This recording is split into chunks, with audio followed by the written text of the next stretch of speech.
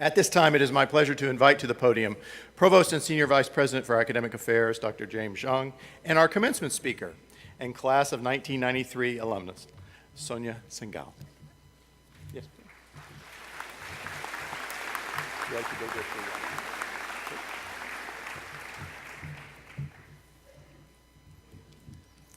On behalf of the Kettering University faculty and pursuant to votes by the Kettering University Board of Trustees, I now present an outstanding leader in the business world, a tremendous supporter of educational excellence, and a strong proponent of Kettering University, Ms. Sonia Syngal, for the conferring upon her the degree of Doctor of Management, honoris causa.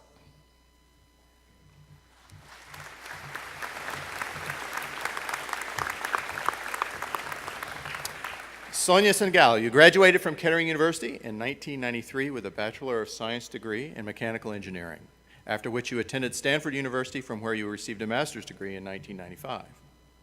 Your career in industry spans over 25 years. You began, I believe, as a co-op at the Ford Motor Company. After graduation, you held leadership positions for major global companies, including Sun Microsystems and The Gap.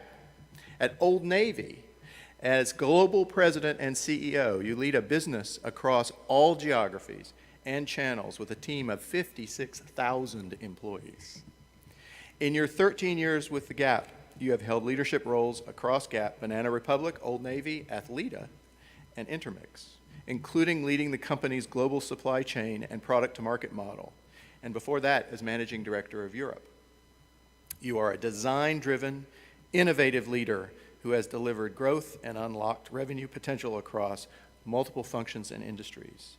You have achieved lasting value by delivering transformational solutions in product, process, and people. Therefore, for your leadership in industry and your dedication to your alma mater, Kettering University, is proud, deeply proud, to award you the honorary degree of Doctor of Management.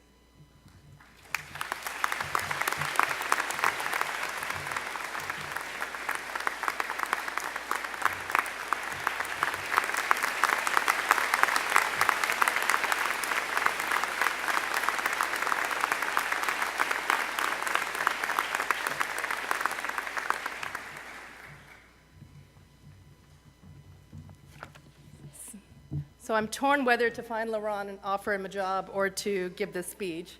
So I guess I will stay with the speech. And I was telling Dr. McMahon earlier that, yesterday I was in a meeting about a dollar flip-flop, and today I'm receiving a doctorate in management. It's quite a surreal transition, but truly it is an honor to be here. And so thank you, Dr. McMahon, distinguished faculty, parents, and friends. And most of all, congratulations, class of Kettering 2017.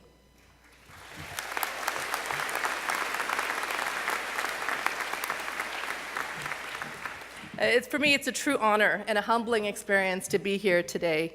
It's full circle. When I got the call from Bob about speaking in front of all of you, a lot of memories came flooding back for me. In fact, I remember sitting right where you are now. I remember being here and having all the feelings a person could have. I remember feeling joy, the feeling of excitement, the feeling perhaps of a dull headache from the night before.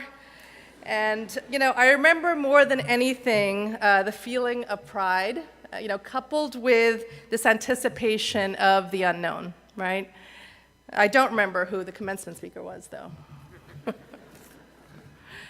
But in any case, it was an important moment for me, and today it's an important moment for you too.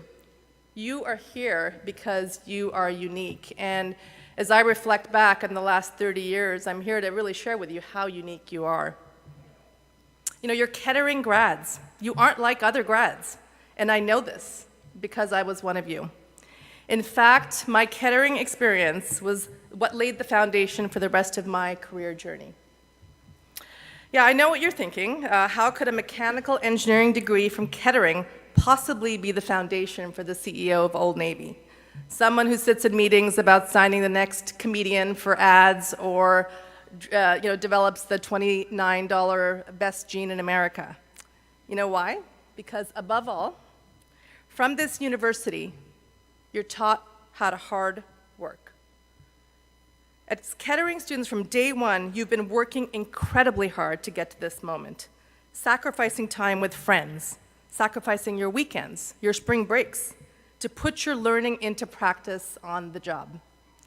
Whether it's packing in 20 minutes or less, whether it's completing something of serious accomplishment at work in 12 weeks, today I'm here to assure you that your hard work pays off.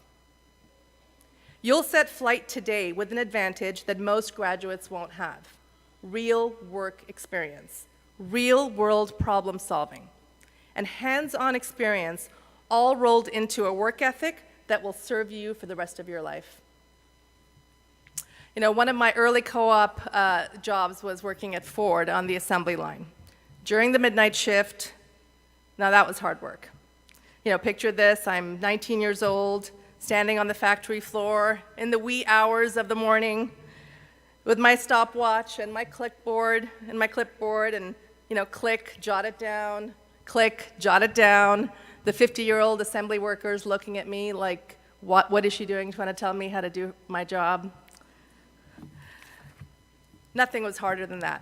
You know, and in the many moments I've had in my career, I've often looked back at that moment and knew that if I could persevere through that, you can get through anything. Hard work isn't glamorous. You know, it means you're in the muck of it. Hard work can be very, very difficult. But it's how you understand a business from the bottom up, and it's how you learn to hold yourself accountable. When you're working hard, you experience the sheer joy of building things, creating things, fixing things. The bottom line is hard work is fun and it's rewarding. The more you commit, the more it becomes second nature. I stuck with it, and it got easier. And because I stuck with it, I'm speaking to you today. You know, we have a saying at Old Navy: when you lead a store, you run it like you own it. You have to do the same in your career. You know, I speak from experience when I say your commitment to hard work, a commitment you've already started here at Kettering, will be the defining foundation of the journey that lies ahead. Take every job, every project, every task, and take it personally. Be accountable. All of you will be on that factory floor in the same way, one way or the other. You'll get your hands dirty, you'll work your tail off, but once it becomes second nature, don't stop there. You're not meant to stay there. You know, because the factory floor is a familiar place and a place that will serve you well. You are more than that, you're addition to that. You are the future leaders. You have to push yourself. That hard work earns you the right to dream big, and that's my second message to you. When I left Ford, I moved to California to pursue my graduate degree at Stanford University, and I was there to chase the Silicon Valley dream. You know, it's what represented the next frontier in engineering, and that's how I went from being a builder of things in Michigan to creating some things out there in California. And you all won't remember this, but it was the first dot-com boom, and it was before the internet existed, if you can imagine a world, right? So you couldn't send email. There was no, you know, Google and Apple in the way it is today, and there was no, nothing. I mean, there was nothing. So do you guys remember America Online at all? No. Or pets.com, you remember that one? No. So this was before the internet was a thing, and I felt like I had landed in the center of the universe. And so I took a job at Sun Microsystems, and our goal was basically to invent the internet. And in 1999, Sun's tagline was, "The network is the computer." And we articulated a vision that 20 years later has become the norm and took our place in the great legacy of the digital revolution. Talk about dreaming big. That work paved the way for what we're used to today. And so what drew me to Silicon Valley was this notion of the best idea wins. It represented disruption and innovation, technology, entrepreneurship, and out-of-box thinking. It was fully unconstrained. It made me feel like anything was possible. It was a place I met my husband, sitting over there in the front row as well, which was very nice. It was a place where I could dream as big as I wanted and truly see what I was capable of. And so that move for me from California to California was a risk, but it was one worth taking. You know, it did not come without hardship. But I would not be where I am today, if I hadn't pushed myself to dream big. So your foundation of hard work will earn you that right to take risks. And once you've mastered that factory floor, find your Silicon Valley and go after it hard. The transportation revolution is here. It's right here. And you are right here with the right education at the right time. It is another big moment in time. And that's just one example of what Laurent articulated in the grand scheme of what's happening out there in the field of science and engineering. There is so much opportunity to fundamentally influence what our future looks like.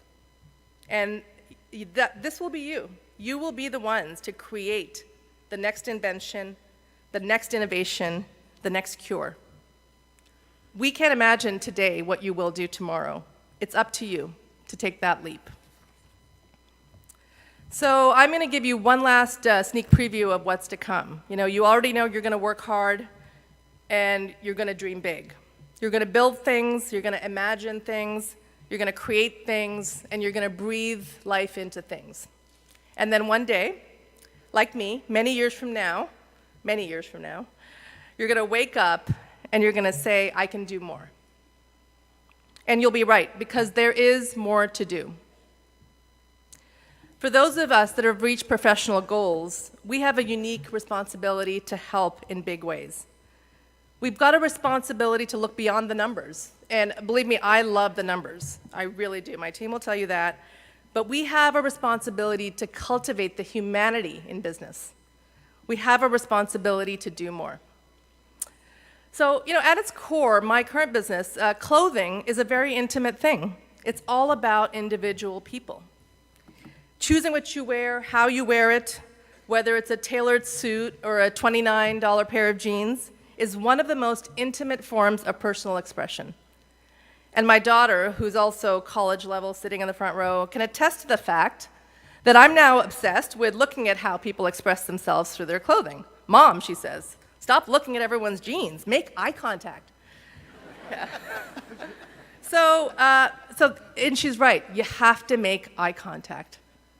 And when I do make eye contact, I see that having the ability to make someone feel great, feel comfortable, feel confident, feel more like themselves, it's an incredible feeling. So where I work today, we're proud to say that we do more than sell clothes. And that more shows up in our commitment to people, to family, to equality, to social responsibility. And as a woman, as a mother, as a community leader, I take these things very seriously. And I chose a company, I moved towards a company that reflected my personal values. And I made that conscious choice. Early in my career at Gap Inc., I had the incredible opportunity to help enable our PACE program. And PACE stands for Personal Advancement and Career Enhancement. And that program is designed to help the women who make our clothing in the 25 countries around the world gain skills and confidence they need to make advancement in their lives. And so recently, I met a woman in India who'd gone through the program. And she was probably not unlike me as a 18-year-old co-op student. Perhaps less education, but similar phase in life, similar environment. And thanks to our education, she'd gone from a shy factory worker to someone who can stand up for herself. And thanks to this program, she began saving 5% of her income for her daughter, to educate her daughter. And so the reach of PACE is multi-generational, and because of this reach, I was able to lean in and help guide us to make a commitment to reach 1 million women and girls around the world by 2020. And this is the power that you can have. And I just encourage you to take that power beyond the realm of traditional business to have impact in life. Don't get me wrong, those who know me know that I get incredible energy from driving business, and it makes me very happy. But when I look back at my journey, and to this point, the work I did with PACE, I think it will perhaps be my greatest legacy. So, I'm asking you today to take this foundation of hard work, take your big dreams, and build yourself a career that you can have impact on people's lives. Your legacy will be defined not only by the strength of your sales or the popularity of your brand or the efficiency of your factory lines or what you invent next, but by the sheer amount of positive impact you can have on people's lives. And as future business leaders, you each have that huge responsibility to do more, especially in today's social and political climate. Seek out those opportunities to make an impact and to have a difference. These are the things that push us forward. Doing more will be the most satisfying and rewarding part of your career as well as your life. So you're here today because you're unique. You know how to work hard. You will earn the right to dream big. And if you dream big, take the leap. You will be successful in whatever effort you choose. And embrace what makes you different. Cherish that and use that to stand out. And above all, never forget the value of making a real human connection, making eye contact, advancing your personal values in this world, and doing more. It's all worth it. Thank you.